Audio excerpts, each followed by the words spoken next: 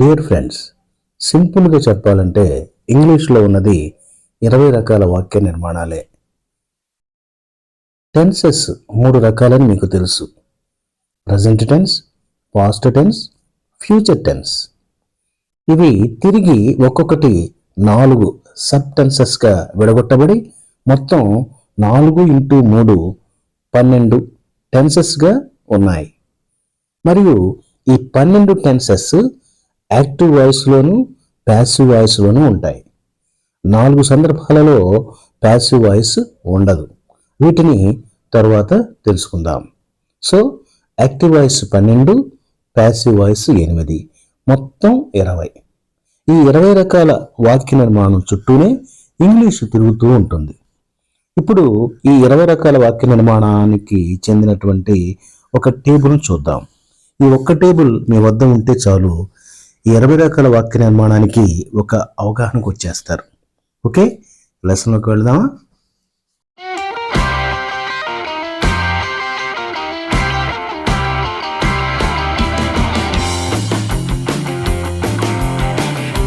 Dear friends, ఒక్కసారి మనం ఈ టేబుల్ని మనం గమనిద్దాం. చూడండి, ఇవి tenses: present tense, past tense, future tense. అలాగే voice: active voice, passive voice. అలాగే యాక్టివ్ వాయిస్, ప్యాసివ్ వాయిస్. అలాగే యాక్టివ్ వాయిస్, ప్యాసివ్ వాయిస్. ఎలా చూడాలి దీన్ని? ప్రజెంట్ ఇండెఫినెట్ లేదా సింపుల్ ప్రజెంట్. ప్రజెంట్ ఇండెఫినెట్లో ఇది యాక్టివ్ వాయిస్ వాక్యము. అలాగే ప్రజెంట్ ఇండెఫినెట్లో ఇది ప్యాసివ్ వాయిస్ వాక్యం. అలాగే ప్రజెంట్ కంటిన్యూస్లో ఇది యాక్టివ్ వాయిస్ వాక్యము. ప్రజెంట్ కంటిన్యూస్లో ఇది ప్యాసివ్ వాయిస్ వాక్యం. అలాగే ప్రజెంట్ పర్ఫెక్ట్లో ఇది యాక్టివ్ వాయిస్ వాక్యము. ప్రజెంట్ పర్ఫెక్ట్లో ఇది ప్యాసివ్ వాయిస్ వాక్యము. ప్రజెంట్ పర్ఫెక్ట్ కంటిన్యూస్లో ఇది యాక్టివ్ వాయిస్ వాక్యము. ప్రజెంట్ పర్ఫెక్ట్ కంటిన్యూస్కి ప్యాసివ్ వాయిస్ ఉండదు కాబట్టి ఇక్కడ నో అని రాశాం. సో మీరు టేబుల్ని ఇలా అర్థం చేసుకోవాలి, సరేనా? డియర్ ఫ్రెండ్స్, ఇప్పుడు 20 రకాల వాక్య నిర్మాణంలో మొదటిదిగా సింపుల్ ప్రజెంట్లోని యాక్టివ్ వాయిస్ చూద్దాం. ఈ సింపుల్ ప్రజెంట్నే ప్రజెంట్ ఇండెఫినెట్ అని కూడా అంటారు. దీనిలో సాధారణ విషయాలు, అలవాట్లు, నిత్య సత్యాలు, ప్రకృతి సిద్ధంగా జరిగే విషయాలు, సింపుల్గా చెప్పాలంటే ఇప్పుడు ఎల్లప్పుడూ జరిగే విషయాలను మనం ఈ సింపుల్ ప్రజెంట్ టెన్స్లో చెప్తాం. టేబుల్లో మొదటి వాక్యం ఆమె ఉత్తరములు రాయును. ఆమె ఉత్తరములు రాయును. పనిలో పనిగా ఓ తెలుగు వాక్యాన్ని ఇంగ్లీష్లోకి ఎలా ట్రాన్స్లేట్ చేయాలో కూడా తెలుసుకుందాం. స్టెప్ 1 చూసినట్లయితే ఆమె ఉత్తరములు రాయును అంటే ఇది అలవాటుగా చేసే పని. ఇది ఆమె హాబీ. ఆమె తరచుగా స్నేహితులకు అలాగే పత్రికలకు లెటర్స్ రాస్తూ ఉంటుంది. ఇది ఒక సాధారణ విషయం. సో దీనిని సింపుల్ ప్రజెంట్లో వ్రాయాలి. ఇలా ఏ వాక్యానైనా సరే ముందు ఆ వాక్యము ఏ టెన్స్లో లేదా ఈ 20 రకాల వాక్య నిర్మాణాలలో ఏ రకానికి చెందిందో మనం తెలుసుకోగలగాలి. ఇప్పుడు స్టెప్ 2కి వెళదాం. సింపుల్ ప్రజెంట్లో యాక్టివ్ వాయిస్గా మొదట వ్రాయబడిన వాక్యం ఆమె ఉత్తరములు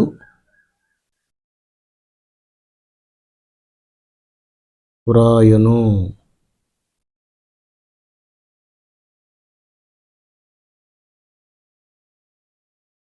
ఆమె ఉత్తరములు రాయను. వాక్య నిర్మాణంలో ఇంగ్లీష్కి తెలుగుకి తేడా ఉంది కదా. పార్ట్స్ ఆఫ్ సెంటెన్స్ మనం గమనించినట్టయితే ఆమె అనేది సబ్జెక్టు, ఉత్తరములు అనేది ఆబ్జెక్టు, వ్రాయును అనేది వెర్బు. ఈ సబ్జెక్టు, ఆబ్జెక్టు, వెర్బులను మనం ఎలా గుర్తించాలి అనేది మీకు తెలిసే ఉంటుంది కదా. తెలియకపోతే మన పాత వీడియోలు చూడండి లేదా కామెంట్ చేయండి. కానీ ఇంగ్లీష్ సెంటెన్స్ ప్యాటర్ను దీనికి విరుద్ధంగా ఉంటుంది. Telugu pattern S plus O plus విగా ఉంటే English pattern S plus V plus ఓగా ఉంటుంది. సో ఇంగ్లీష్లో మనం సబ్జెక్టు వెర్బు ఆబ్జెక్టు ఈ వరుసలో రాయాలి. తెలుగులో మనం ఎలా రాస్తాం? సబ్జెక్టు ఆబ్జెక్టు వెర్బుగా రాస్తాం. సో ఇప్పుడు ఈ తెలుగు వాక్యాన్ని ఈ విధంగా రాద్దాం. ఈ విధంగా ఎస్ ప్లస్ వి ప్లస్ ఓగా రాద్దాం. అప్పుడు ఇదేమవుతుంది? సబ్జెక్ట్ వచ్చేసి ఆమె, తర్వాత వెర్బ్ వచ్చేసి వ్రాయును, అలాగే ఆబ్జెక్ట్ వచ్చేసి ఉత్తరములు.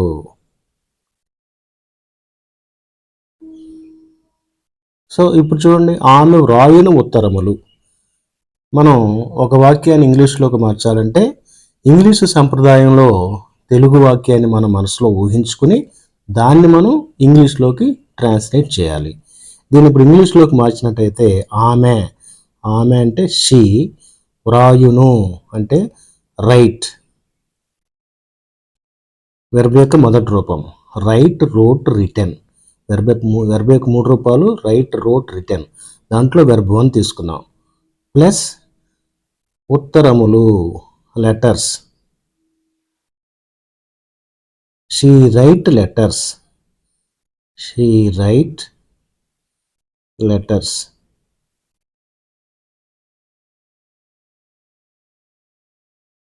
మరి ఈ వాక్యము కరెక్టేనా అంటే 90% కరెక్టే.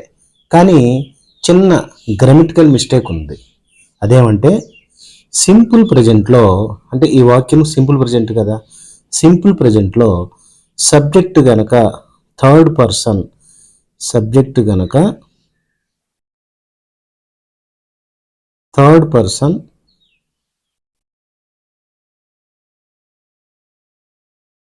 సింగులర్ అయితే, ఏకవచనం అయితే మనం వెర్బ్కి ఎస్ కానీ ఈఎస్ కానీ చేర్చాలి. ఇది ఫండమెంటల్ రూల్. సింపుల్ ప్రజెంట్లో సబ్జెక్ట్ కనుక థర్డ్ పర్సన్ సింగులర్ అయితే వెర్బ్కి ఎస్ కానీ ఈఎస్ కానీ చేర్చాలి. ఇక్కడ సబ్జెక్ట్ ఏది? షీ. షీ అనేది థర్డ్ పర్సనే కదా, హీ, షీ, ఇట్ థర్డ్ పర్సన్సే అవి, మరియు సింగులర్స్. థర్డ్ పర్సన్ సింగులర్ కాబట్టి రైట్కి ఎస్ కానీ ఎస్ కానీ చేర్చాలి. ఇక్కడ ఆల్రెడీ రైట్లో ఈ ఉంది కాబట్టి ఎస్ మాత్రం చేర్చి సంపూర్ణ వాక్యం రాద్దాం. She rights letters. ఇది కరెక్ట్ అయిన వాక్యం. ఆమె ఉత్తరములు రాయును, ఆమె ఉత్తరములు రాయును. దాని ఇంగ్లీష్లో మనం మార్చితే షీ రైట్స్ లెటర్స్. ఓకేనా? దీనిలో మీకు డౌట్స్ ఉంటే గత వీడియోలు చూస్తే క్లియర్ అవుతాయి, లేకుంటే ఇంతకుముందు చెప్పినట్టే మీరు కామెంట్ చేయండి. ఓకే, ఇప్పుడు టేబుల్లో రెండో వాక్యం అంటే ప్రజెంట్ కంటిన్యూస్లో యాక్టివ్ వాయిస్లో రెండో వాక్యం ఆమె ఉత్తరము రాయుచున్నది, ఆమె ఉత్తరము రాయుచున్నది. దీన్ని మనం గమనిద్దాం. ఆమె ఉత్తరము వ్రాయుచున్నది.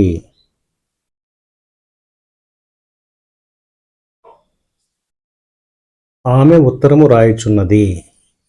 దీన్ని మనం ఫస్ట్ అసలు ఏ టెన్స్కి చెందింది, ఇది ఏ టెన్స్లోకి వస్తుంది, లేదా 20 రకాల వాక్య నిర్మాణంలో ఏ వాక్య నిర్మాణానికి వస్తుందో మనం గమనించినట్లయితే ముందు దాన్ని డిసైడ్ అవ్వాలి.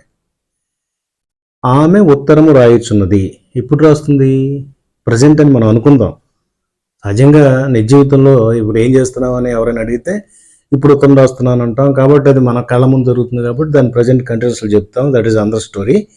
కానీ ఇక్కడ మనం ఏంటంటే ఉదాహరణగా చెప్పుకుంటున్నాం కాబట్టి ఇది ప్రస్తుతం జరుగుతున్న పనిగా మనం అభిప్రాయపడినట్టయితే ఆమె ఉత్తరం రాయుచున్నది ఇప్పుడు, నౌ.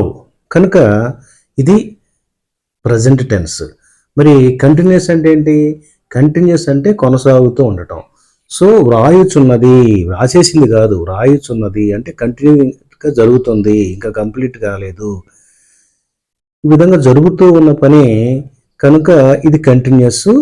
ప్రజెంట్ జరుగుతుంది కాబట్టి ఇది ప్రజెంట్ కంటిన్యూస్. సో ఆమె ఉత్తరం రాయుచున్నది అనేటటువంటి వాక్యాన్ని మనం ప్రజెంట్ కంటిన్యూస్గా భావించి ఆ రూల్ ప్రకారం వాక్య నిర్మాణం చేయాలి. సో ఇప్పుడు మనం సెంటెన్సెస్, పార్ట్స్ ఆఫ్ సెంటెన్స్ మనం గమనించినట్టయితే ఆమె అనేది సబ్జెక్టు, ఉత్తరము అనేది ఆబ్జెక్టు, వ్రాయుచున్నది అనేది వెర్బు. Subject, object, verb. ఇది తెలుగు వాక్య నిర్మాణానికి సంబంధించినటువంటి స్ట్రక్చర్. ఇంగ్లీష్ మనకి ఇలా లేదు కదా. ఇంగ్లీష్ ఎలా ఉంది? సబ్జెక్టు ప్లస్ వెర్బు ప్లస్ ఆబ్జెక్టుగా ఉంది. కాబట్టి ముందు దీనినే మనం ఈ తెలుగు వాక్యాన్నే ఎస్విఓగా రాద్దాం, సబ్జెక్టు వెర్బు ఆబ్జెక్ట్గా రాద్దాం. అప్పుడు ఏమవుతుంది? ఆమె వ్రాయుచున్నది ఉత్తరము. ఇలా వచ్చిందమ్మా, ఆమె వ్రాయుచున్నది ఉత్తరము. దీన్ని ఇంగ్లీష్లో మారుద్దాం. షీ వ్రాయుచున్నది, రైట్, ఉత్తరము లెటర్. She write letter. కానీ ఈ వాక్యం కరెక్ట్ కాదని మీకు అర్థమవుతుంది. ఎందుకు కరెక్ట్ కాదో చూద్దాం. ఇక్కడ కంటిన్యూస్ అని తెలియచేయాలంటే ఇంగ్లీష్లో మనం వెర్బ్ 1కి ఇంగ్ చేర్చినప్పుడు మాత్రమే అది కంటిన్యూస్ అవుతుంది. ఎప్పుడైనా సరే ప్రజెంట్ కంటిన్యూస్ అవని, పాస్ట్ కంటిన్యూస్ అవని, ఫ్యూచర్ కంటిన్యూస్ అవని, అసలు కంటిన్యూస్ అనే మాట కనపడితే మనం ఇంగ్ చేర్చాల్సిందే వెర్బ్ 1కి. So right plus ing, writing. She writing letter, she writing letter. ఇప్పుడు కూడా ఈ వాక్యం పరిపూర్ణం కాలేదు. ఎలాగంటే, ఎందుకంటే తెలుగులో మనం ఆమె ఉత్తరము రాయుచున్నది అంటాం, కానీ ఆమె ఒక ఉత్తరం రాయుచున్నది అని మనం అనం. మన సంప్రదాయం కాదు. కానీ ఇంగ్లీష్ సంప్రదాయం ఏంటంటే ఖచ్చితంగా అక్కడ ఒక అనేటటువంటి అర్థం రావాలి. అది ఎలా అంటే కౌంటబుల్ నౌన్ అనేది ఉంటే గనక వాక్యంలో దాని ముందు ఖచ్చితంగా ఆర్టికల్ ఉండాలి అనేది ఒక రూల్. ఇంగ్లీష్లో కౌంటబుల్ నౌన్ అంటే ఏంటి? లెక్కించడానికి వీలైనటువంటివి. లెటర్ ఉందనుకోండి, దీన్ని మనం లెక్కించవచ్చు. ఒక ఉత్తరం, 2 ఉత్తరాలు, 3 ఉత్తరాలు. పెన్, ఒక పెన్ను, 2 పెన్ను, 3 పెన్ను, ఇలా లెక్కించడానికి వీలైనటువంటి కౌంటబుల్ నౌన్ కనుక ఉంటే దాని ముందు ఆర్టికల్ అనేది ఏ కానీ యాన్ కానీ ఏదో ఒక ఆర్టికల్ రావాలి. ఏ అన్నా యాన్ అన్నా అర్థం ఒక అని. సో ఇప్పుడు మళ్ళీ వాక్యం మనం చూద్దాం. She writing A letter, she writing A letter.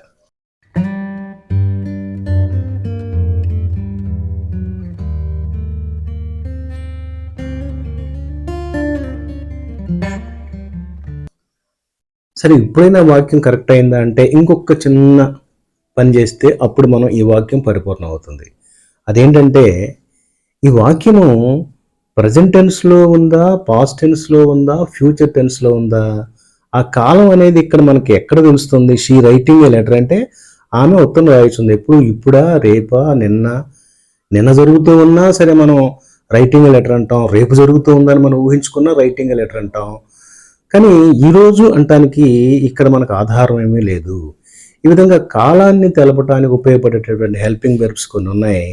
వాటిని మనం ఇక్కడ సబ్జెక్ట్ తర్వాత మెయిన్ వెర్బ్, దీన్ని మెయిన్ వెర్బ్ అంటాం.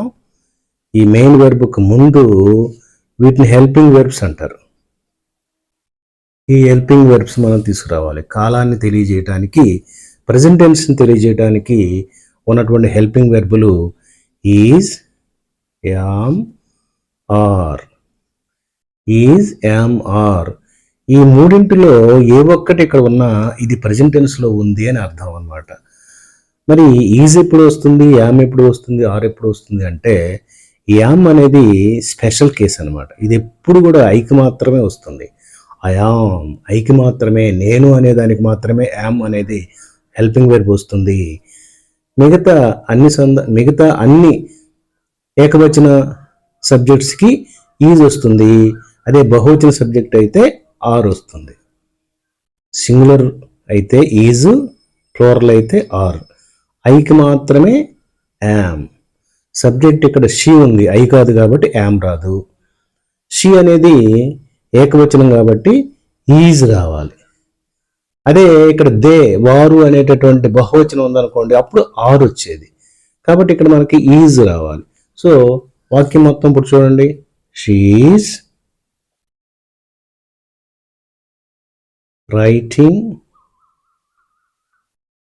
ఏ letter. She is writing A letter. ఆమె ఉత్తరము రాయుచున్నది. ఆమె ఒక ఉత్తరము రాయుచున్నది అనేది ఇంగ్లీష్ వాళ్ళ ఆలోచన. మనమైతే ఆమె ఉత్తరం రాయుచున్నదని అంటాం, అంతేగాని ఆమె ఒక ఉత్తరం రాయుచున్నదని మన అనే అలవాటు మనకు లేదు. కానీ దాని అర్థం మాత్రం ఒక ఉత్తరం అనే. కానీ ఇంగ్లీష్ వాళ్ళు ఏంటో పెద్ద పర్ఫెక్షన్ మెయింటైన్ చేస్తారు వాళ్ళు. కాబట్టి వాళ్ళ రూల్ ప్రకారం, వాళ్ళ ఆలోచన ప్రకారం కౌంటబుల్ నౌన్కు ముందు ఏ కానీ యాన్ కానీ అనేటటువంటి ఆర్టికల్ వాడాలనేది గుర్తుపెట్టుకుని మనం ఈ విధంగా సంపూర్ణ వాక్యాన్ని మనం తయారు చేద్దాం. She is writing A letter. Okay friends, dear friends, ఇప్పటికి మనం 2 రకాల వాక్య నిర్మాణం మాత్రమే నేర్చుకున్నాం. ఒకటి సింపుల్ ప్రెజెంట్,